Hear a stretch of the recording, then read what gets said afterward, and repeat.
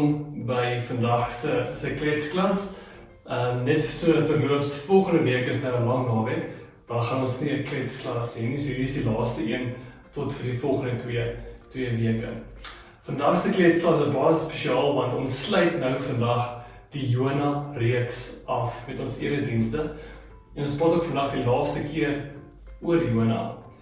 Vir die wat eerder nou gekyk het, sou gesien het, dat ons, wanneer ons na hierdie COVID-tyd, as ons nou uitgespoeg word deur die vis, weet ons nie waar ons gaan land nie. Ons weet nie wat ons gaan doen nie, ons weet nie wat die uitdagings gaan wees wat ons gaan beleef nie.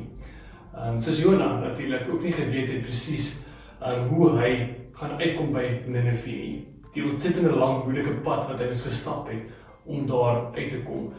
So ons ook 'n moeilike pad moet stap om ons roeping te vervul. Maar, soos julle in die preek gehoor het, ons sal okay wees. Dit gaan moeilik wees, gaan taai wees, maar ons gaan dit kan regkry. En die vraag wat ons vandag het is, maar wat het ek om by te dra? Hoe kan ek help in die groter samelewing, by die skole, in die gemeenskap, in my huishouding? Hoe kan ek help dat ons hierdie pad saam kan stap, want ons is nie alleen in hierdie ding nie, ons het mekaar nodig. En om daai vraag te antwoord, gaan ons vandag kyk na ons gawes. Ons gawes. Ons gaan kyk na 'n video, 'n TED Talk video van Rick Warren, wat 'n baie bekende boek geskryf het, A Purpose Driven Life, en hy gaan 'n bietjie vir ons vertel hierdie verhaal van Moses. Hoe belangrik die vraag is van ons gawes. Wat het ons om te gee? Nee?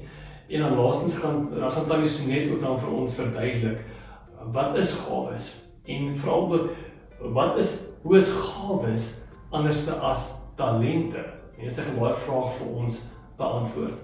En hopelik gaan vandag se les, is vandag se kletsklas, jou in staat stel om te weet hoe jy kan bydra tot die samelewing wanneer die vis, die Jona vis, ons uitspoeg. Wat het jy om by te dra? So, kyk lekker saam en geniet vandag se kletsklas.